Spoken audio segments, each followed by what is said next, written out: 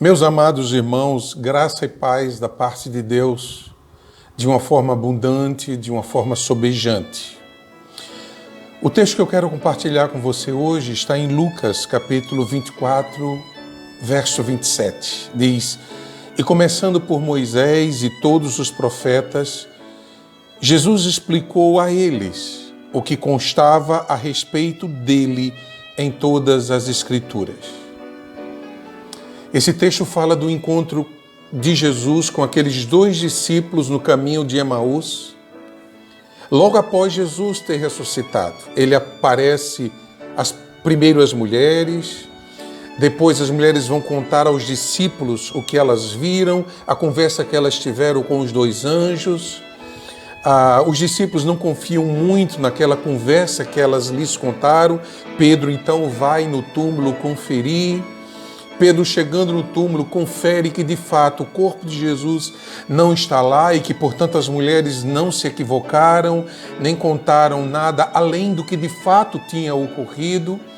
E Jesus está nesse intervalo agora se relacionando com dois discípulos no caminho de Emaús e, nesse contexto, Jesus os encontra cabisbaixos, tristes, perplexos, assustados, temerosos, porque eles aguardavam a ressurreição do Senhor Jesus naquele dia, naquele instante, e isso não tinha acontecido.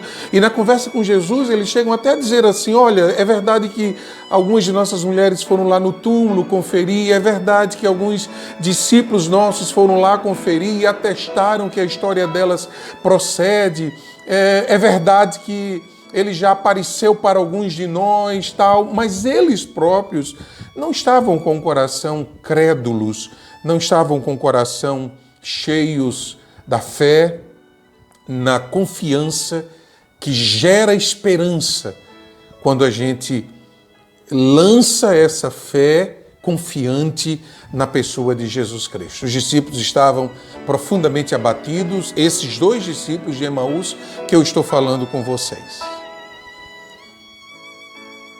Ao longo da história de Deus com o homem, nós vemos algumas expressões da graça de Deus há milhares de anos atrás. Por exemplo, uma das primeiras expressões da graça de Deus é a forma de como Deus deu o perdão de pecados para Adão e Eva. Deus estabeleceu para eles como eles deveriam proceder no jardim do Éden, de que eles estavam livres para comer de tudo, porém eles não deveriam comer da árvore do conhecimento do bem e do mal que estava no centro do jardim. Eles, atraídos, seduzidos e enganados pela astúcia de Satanás, personificado naquela serpente, eles então são atraídos pelas propostas sedutoras de rebelião aos preceitos de Deus e eles então comem do fruto. Como Deus diariamente caminhava com eles e vinha ter com eles, num desses dias, Deus não os encontra onde habitualmente eles se encontravam, e a palavra de Deus nos diz que Deus pergunta, está lá em Gênesis capítulo 3, verso 9, Deus pergunta a Adão: Adão, onde é que você está? E aí eles saem escondidos de um determinado lugar com folhas de figueira cobrindo as suas partes mais íntimas, e envergonhados eles então dizem a Deus que estavam nus e se sentiam envergonhados, e Deus na hora já percebe o que é que aconteceu. Na realidade, Deus não percebeu apenas naquele momento que eles haviam pecado, mas Deus já sabia que isso iria acontecer. E eu quero dizer a você que naquele instante em que Deus os vê com folhas de figueira, Deus mata um animal, mata um cordeiro, remove a sua pele e dá para que eles se vistam.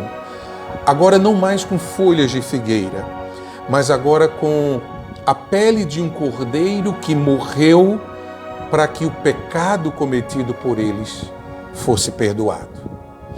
A solução de Adão e de Eva para o seu pecado foi cobrir a sua vergonha com folhas de figueira. A solução de Deus para o pecado de Adão e de Eva e para o meu pecado e para o seu pecado é colocar um substituto no nosso lugar e sacrificá-lo. com Adão e Eva foi um cordeiro de Deus, que Deus estabeleceu e que Deus quis colocá-lo em holocausto, verter o seu sangue para que os pecados de Adão e de Eva fossem perdoados. Essa é a primeira expressão que a gente vê na Bíblia de expressão da graça de Deus. Mas há uma outra expressão que é na relação de Abraão e Isaque. Eles sobem para o Monte Moriá e ali no Monte Moriá Deus falara a Abraão antes que queria que ele sacrificasse o seu filho. Eles sobem, preparam o holocausto, preparam todos os aparatos necessários para o holocausto. Isaque fica meio inquieto porque não vê a oferta para o sacrifício. Ele olha para o pai e pergunta ao pai: pai, já está tudo pronto aqui, mas cadê o cordeiro para o sacrifício?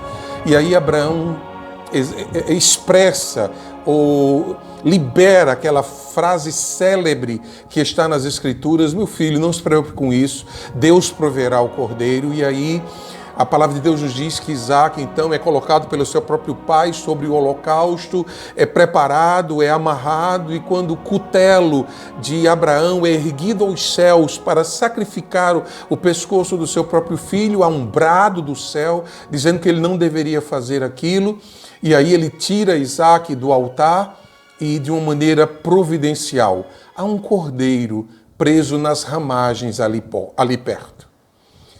O pai de Isaque, Abraão, manda então que ele pegue aquele cordeiro, e aquele cordeiro é trazido e é colocado no holocausto, e ali ele é sacrificado no lugar de Isaque.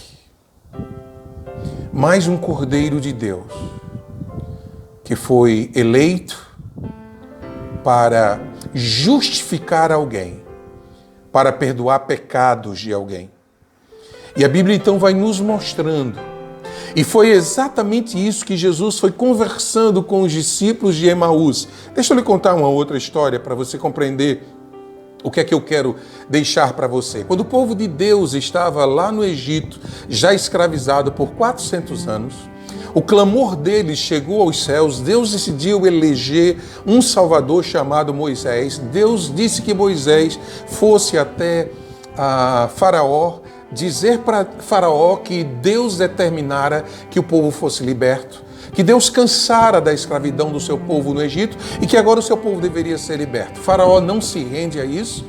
A palavra de Deus diz que Deus endurece o coração de Faraó para que ele não se renda, porque Deus queria mostrar que ele era o único e verdadeiro Deus. Deus queria mostrar para todos os deuses de Faraó e para todos os deuses dos egípcios e dos povos pagãos nas redondezas de Canaã, que só há um Deus, o Deus Todo-Poderoso que criou todas as coisas. E daí o coração de Faraó vai sendo endurecido e Deus vai mandando uma praga, 2 pragas, 3 pragas. E quando chega na 10ª praga, Deus estabelece que todos os primogênitos iriam morrer naquela noite quando o anjo da morte, da parte de Deus, passasse pelas casas dos judeus e dos egípcios. Mas como o anjo da morte diferenciaria que primogênito seria sacrificado ou não? Deus então diz para Moisés que ele determinasse que todos os judeus matassem um cordeiro puro, imaculado, sem mancha, sem nenhum defeito, e aspergisse o seu sangue nos umbrais das portas. Então eles deveriam pegar aquele cordeiro, sacrificá-lo em favor da libertação deles. Deveriam pegar aquele sangue daquele cordeiro que seria sacrificado para salvá-los do anjo da morte que iria passar naquela noite, e aspergir o seu sangue nos umbrais das portas de suas casas, de modo que quando o anjo da morte passasse pelos umbrais daquelas portas e onde eles fossem observando a presença de sangue, ele então pouparia o primogênito daquelas casas. E assim, todos os judeus procederam conforme a orientação de Moisés, e todos os seus primogênitos foram poupados, diferentemente dos primogênitos das famílias dos egípcios, inclusive o primogênito do rei Faraó. Esse fato levou então Faraó a tomar a sua decisão de dizer: Moisés, eu não suporto mais, eu preciso admitir que teu Deus é o único Deus e eu estou liberando o teu povo, vocês devem nos deixar. Eu me rendo à determinação do teu Deus, que é grande poder, maior do que qualquer outro Deus que existe sobre a terra. Essa foi uma inferência.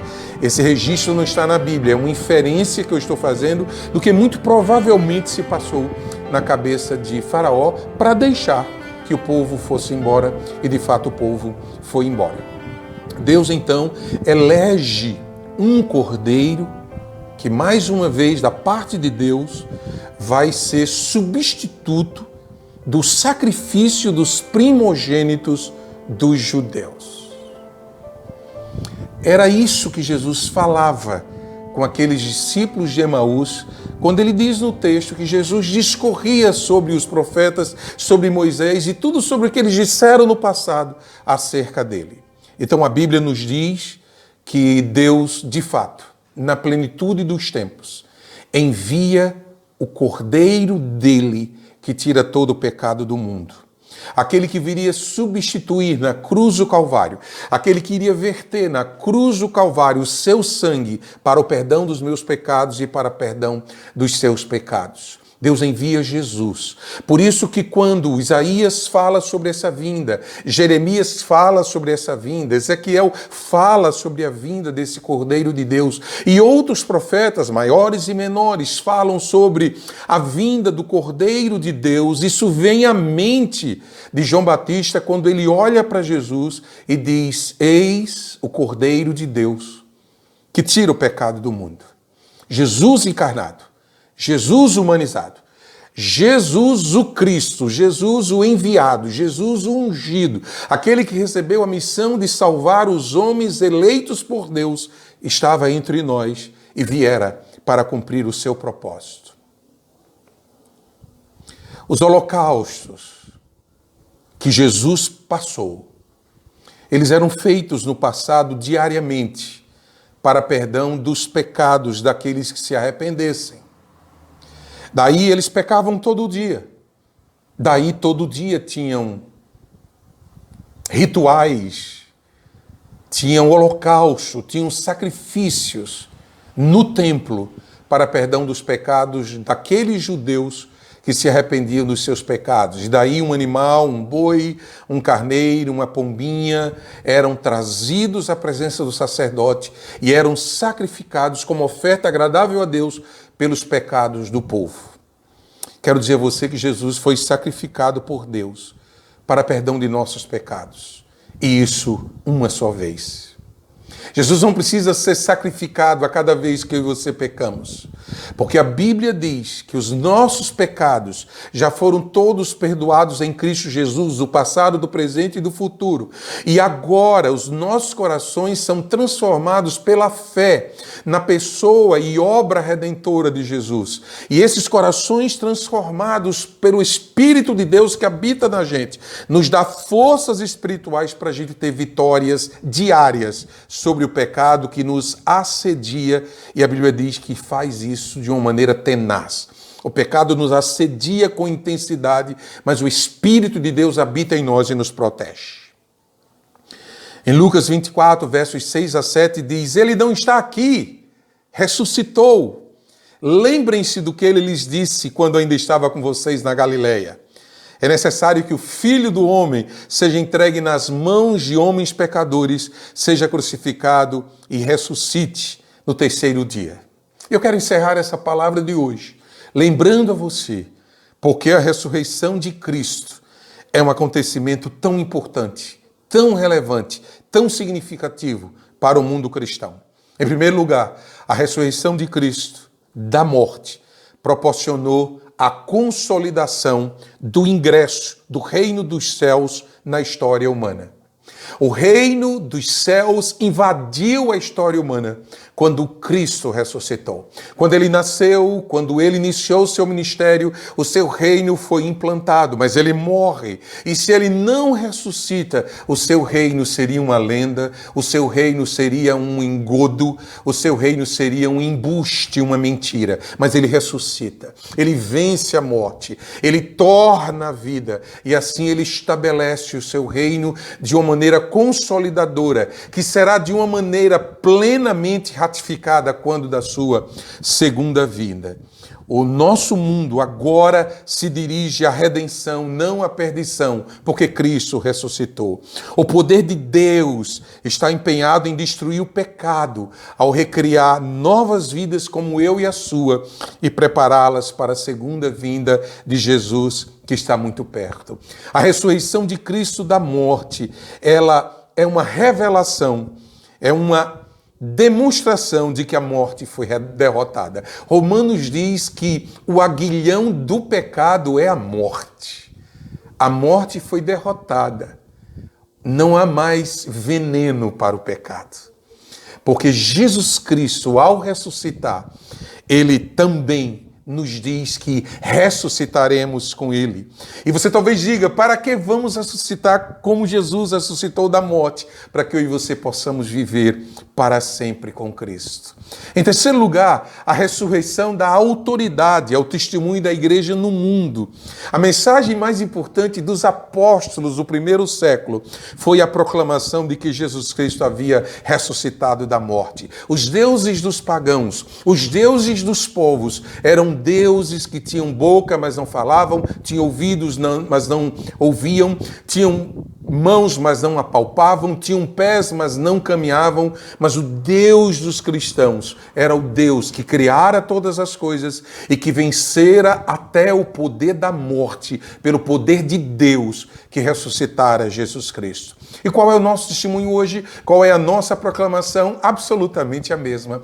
Nós proclamamos não um Cristo que ficou preso ao túmulo, que ficou sepulto num túmulo vazio e frio, mas num Cristo que ressuscitou. Por que vocês procuram entre os mortos aquele que está vivo? Em quarto lugar, a ressurreição dá sentido à ceia do Senhor que eu e você celebramos dominicalmente. Como os discípulos no caminho de Emaús, nós partimos o pão com o nosso Senhor ressuscitado e que continua poderoso para nos salvar. Quando nós estamos reunidos no templo, na presença dos irmãos, celebrando a ceia do Senhor, nós cremos firmemente que o Senhor está no meio de nós, porque Ele habita em nós. Ele está ali não sepulto, ele está ali não morto, ele está ali vivo e nós podemos provar do seu poder para salvar, para redimir, para mudar a sorte de qualquer um que nele crê. A ressurreição nos ajuda a encontrar significado até em meio da maior tragédia. Irmãos, a maior tragédia de que a morte não. Deus colocou no coração de cada ser humano já nascido, de cada ser humano que virá a nascer, a semente da eternidade. Por isso a morte aflige o coração daqueles que não conhecem a Deus. A morte faz com que aqueles que não o conhecem agonizem no desespero, na angústia e na aflição. Isso não está presente no coração daquele que crê. Porque Jesus uma vez disse, eu sou a ressurreição e a vida. Aquele que crê em mim, ainda que morra, passará da vida, ressuscitará no último dia. Então, a ressurreição de Jesus nos revela que não importa o que nos aconteça, não importa o tamanho da luta ou do sofrimento, Jesus venceu o pior adversário, Jesus venceu a morte e porque Ele venceu, nós também o faremos. E à medida que caminhamos com o Senhor, a ressurreição do Senhor nos dará a esperança de que teremos um futuro repleto de graça e da misericórdia dele. Em penúltimo lugar, a ressurreição nos assegura que Cristo vive e governa no seu reino. Ele realmente vive. Atos dos Apóstolos diz que mais de 500 pessoas testemunharam a sua presença visível, real. Ele não é uma lenda, ele não é uma ficção do cristianismo, ele não é uma fraude como eram e são os deuses criados pelos homens. E por fim, a ressurreição de Jesus nos revela que o poder de Deus que fez com que Jesus ressuscitasse está à nossa disposição. Esse mesmo poder de Deus que ressuscitou Jesus nos habilita a viver para Ele, segundo Ele, ainda que no mundo malignificado como esse que eu e você vivemos. Como cristãos, nós podemos pensar diferente sobre política, sobre estilo de vida, sobre administração financeira, sobre educação de filhos e sobre, inclusive, teologia. Mas há um ponto central que une e inspira a todos nós, os verdadeiros cristãos. Uma mesma fé, um mesmo amor, uma mesma esperança. Jesus Cristo ressuscitou da morte. A ressurreição de Cristo torna a fé dos cristãos útil para a sua redenção e futura ressurreição, pois ressuscitaremos como ele ressuscitou. Aleluia! Ó morte, onde está a tua vitória?